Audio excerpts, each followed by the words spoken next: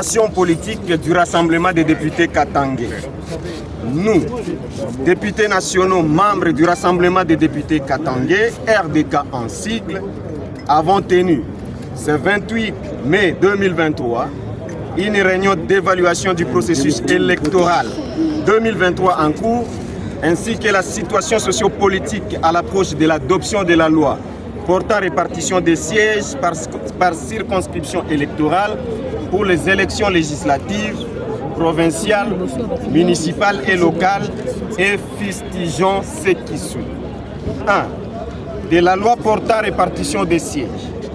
Bien que les Katanga aient perdu un seul siège à la députation nationale, soit 73 députés nationaux en 2023, au lieu de 74 en 2018,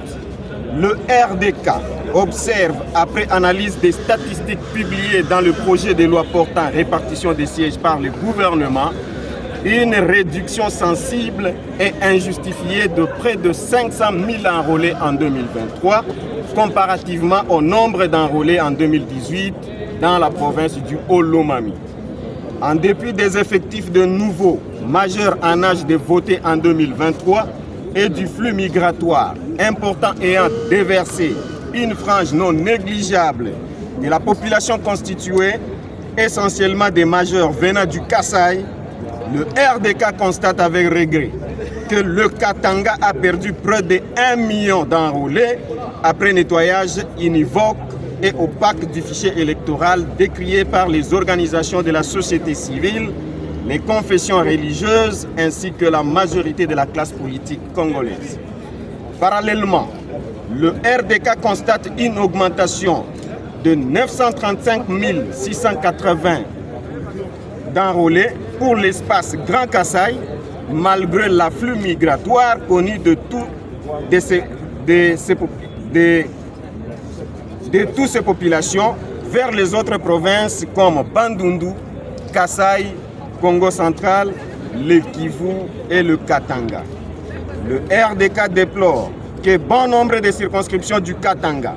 ont perdu de sièges tant à la députation nationale que provinciale du fait de l'enrôlement chaotique dû à la cartographie expressement mal validée, aux pannes techniques à répétition sur les machines restées non réparées jusqu'à la clôture de l'enrôlement, la corruption exigée par les agents de la CENI à la population pour se faire enrôler, le traitement discriminatoire dans le filet d'attente devant le bureau d'enrôlement privilégiant les non-originaires recommandés au détriment des Katangais originaires, le nettoyage opaque et unilatéral du fichier électoral par la suppression des doublons mineurs et des photos, ainsi que le non-respect de la règle d'arrondissement de la décimale supérieure ou égale à 5, qui a fait perdre injustement un siège respectivement aux circonscriptions de Kolwezi-Ville, Manono et Kamina, à l'instar d'autres circonscriptions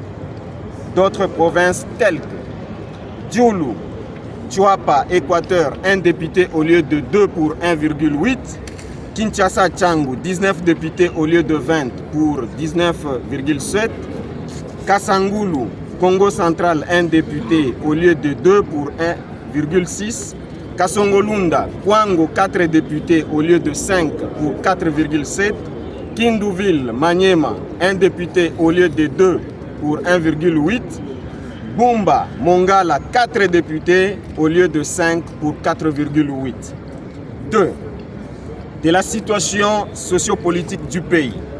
Le RDK fustige en cette période préélectorale l'acharnement et la chasse aux sorciers dirigés contre les leaders politiques katangais, les tueries récurrentes des paisibles citoyens, les massacres de population dont le plus récent est celui du 23 mars 2023 d'une cinquantaine de jeunes de l'UNAFEC à Lubumbashi,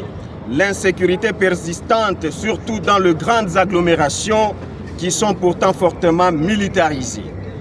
De ce qui précède, la population katangaise, ici représentée par ses députés nationaux, rejette ce projet de loi portant répartition des sièges pour son caractère inique, est discriminatoire et par conséquent ne se sentira pas concerné au cas où, par la force des choses, il venait d'être adopté. On appelle instamment à la sagesse des uns et des autres pour éviter de sombrer dans le chaos. Fait à Kinshasa le 28 mai 2023 pour le RDK, la liste en annexe.